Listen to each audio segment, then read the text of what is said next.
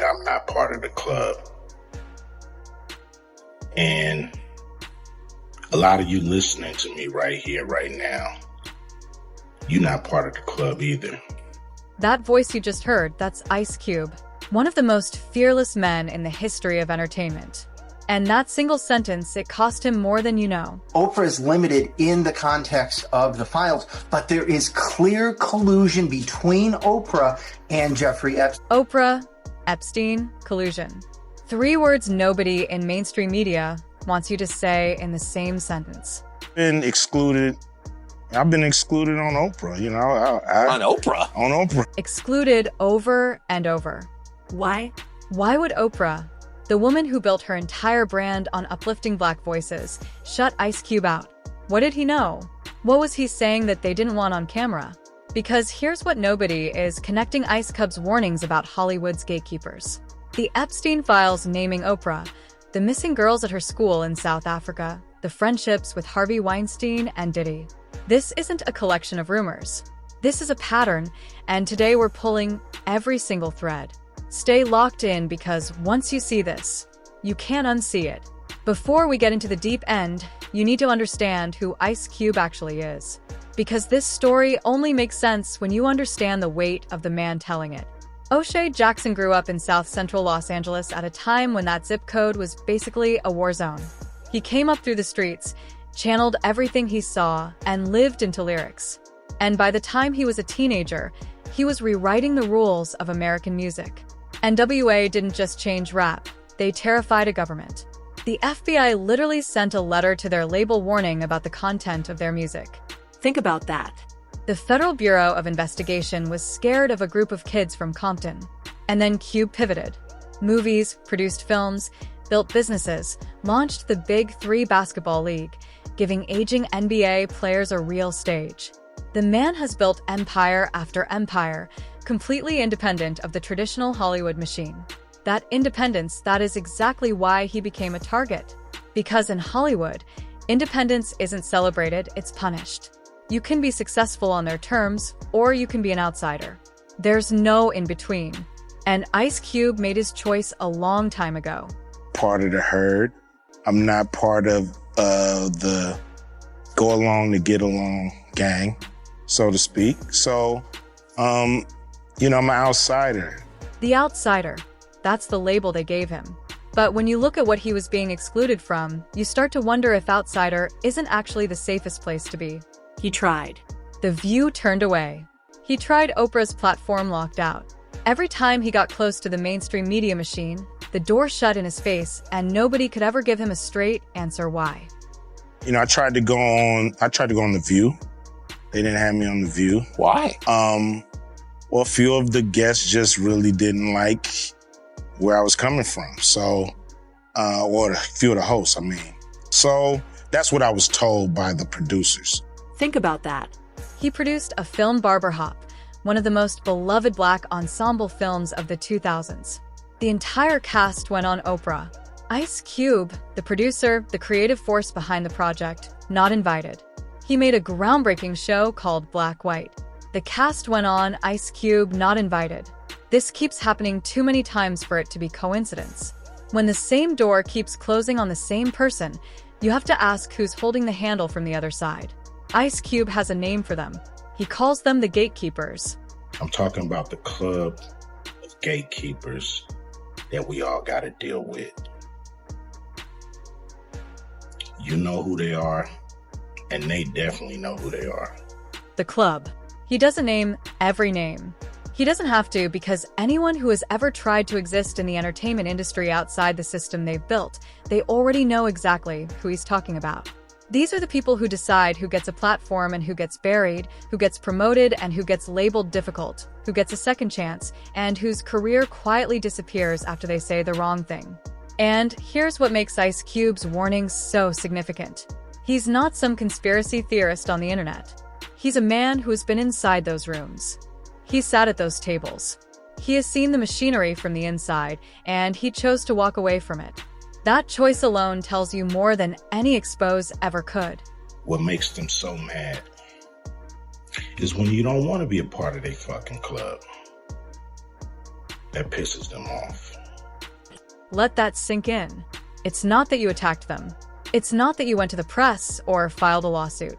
Just refusing to participate, just saying, "No, I don't want in that alone," is enough to make them furious. Why would a refusal make powerful people angry? Think about that. If the club was just about networking and opportunity, a refusal would mean nothing. You'd just lose access. But if membership comes with conditions, with expectations, with loyalty requirements, with things you're required to look away from, then a refusal is a threat. Because someone who refuses the deal also refuses the silence. Now, here's where the Epstein files enter the frame. Jeffrey Epstein operated not as a lone predator, but as a hub, a node in a network. A man who collected powerful people the same way other people collect art. And the mechanism he used to do, it was extraordinarily simple. He made you feel like being connected to him was a privilege. Being in his circles meant you were powerful. Being in his files meant you mattered. Like if you were on the scene and you were powerful, like to be honest, like if you're not in those files, it would be an insult because it just means that you were a bit of a loser. A loser. If you weren't in Epstein's files, you were a loser. That is the mentality of the world these people operated in. And now ask yourself, is that so different from what Ice Cube is describing? A club so exclusive that not being invited is the punishment? A world where access to the right rooms, the right people, the right events defines your entire worth. The gatekeepers in Epstein's network aren't two separate stories. They're describing the same architecture of power, just from different angles. Now, let's talk about the name that keeps appearing at the intersection of all of this. Oprah Winfrey. And before anyone jumps to conclusions, we are not here to convict anyone. We are here to follow documented connections, public statements, and a pattern that has become impossible to ignore. Because when the same name shows up across multiple different scandals involving multiple different predators across multiple different decades, at some point, the word coincidence stops being available. Let's start with what we know as documented fact. The Department of Justice released more than 3,000 documents surrounding Jeffrey Epstein. And in those documents, Oprah Winfrey's name appears multiple times. Contact lists, correspondence. Her name isn't buried. It appears across multiple categories of documents. Now, being in a contact list doesn't make anyone guilty of anything. We have to be clear about that. But it does mean there was a relationship, a documented relationship, and between Oprah Winfrey and Jeffrey Epstein. But here's where it gets specific. Here's where it stops being a name on a list and becomes something much harder to wave away. Sarah Ferguson, the Duchess of York. She is connected to both Epstein and to Oprah's show. And there is an email, an actual email in the documents that lays out the coordination between all three of them.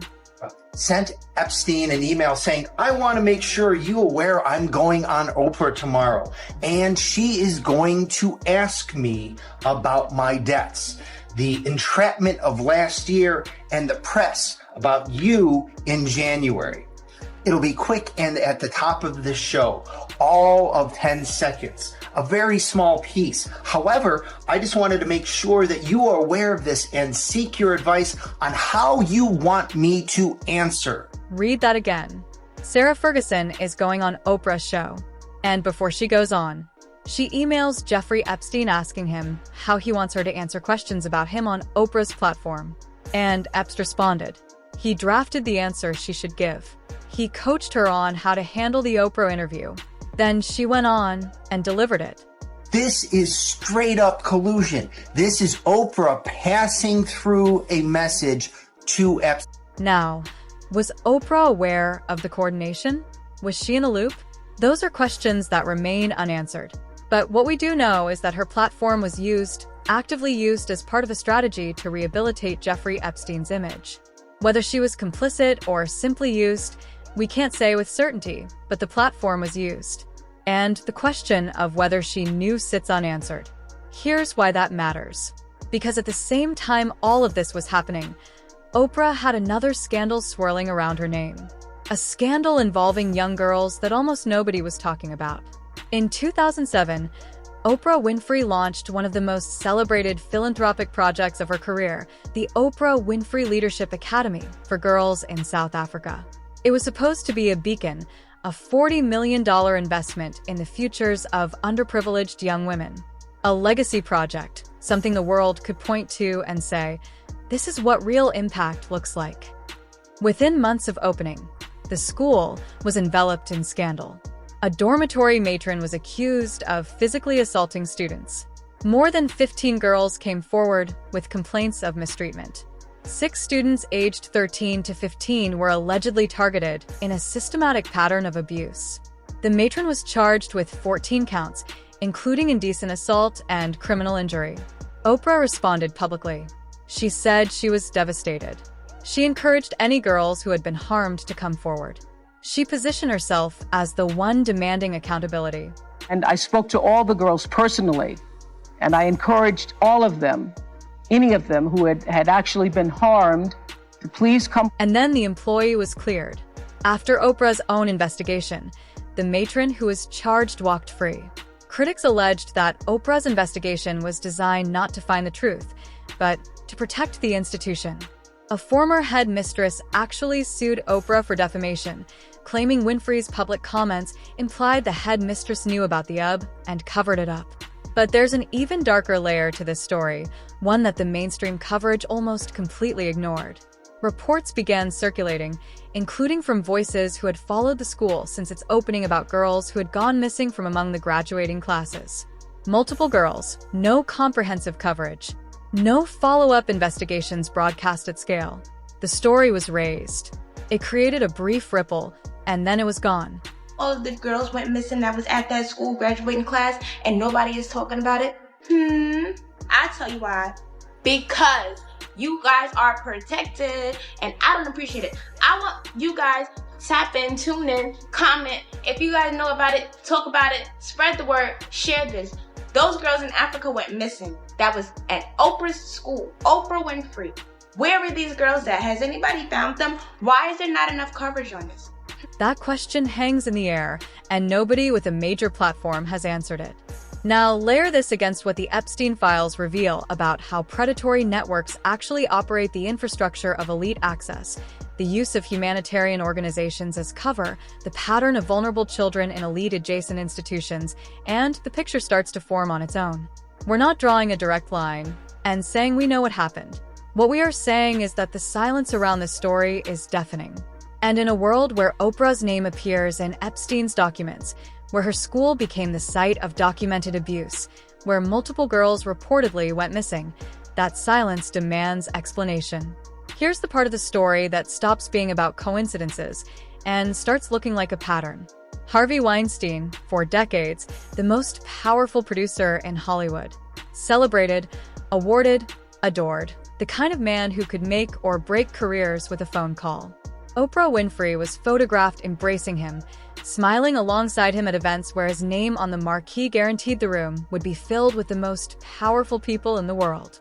And then the walls came down. Dozens of women came forward. The story that everyone in Hollywood had apparently known about for years. The assaults, the predatory behavior finally broke into the open.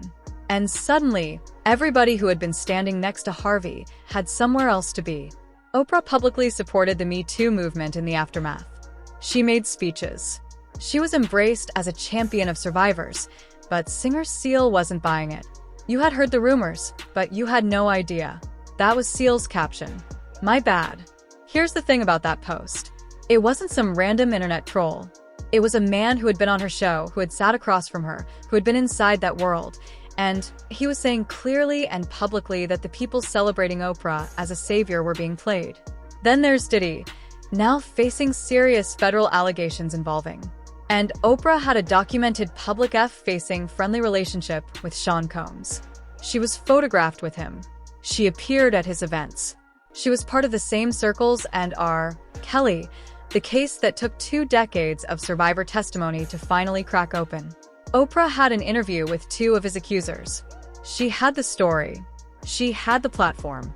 And then, for reasons nobody has ever fully explained, the interview never aired. The footage sat on a hard drive somewhere while R. Kelly continued operating. Weinstein, Kelly, Combs, Epstein through the Sarah Ferguson connection. That's not a coincidence. That's not bad luck in choosing friends. That is a pattern that needs to be examined. And it's the same pattern that Ice Cube was pointing at when he talked about the gatekeepers, the people who decide who gets protected and whose story never gets told. And while all of this was happening behind the gilded curtain, real people were having their careers destroyed. Real artists, real women, real Black voices that the industry claimed to celebrate. And Monique won an Academy Award. Let that sit there for a second. She won an Oscar for Precious, one of the most raw, powerful, painful performances of the 2000s. That should have been a launching pad. Instead, it became the moment her career was quietly put on ice. She says she was blackballed, and she names names. Got labeled as difficult because I said one word, and that was no. Now, I said no to some very powerful people. What Tyler Perry showed me, Lee Daniels, Oprah Winfrey, and Lionsgate. When you don't do what we ask you to do, we'll take your livelihood.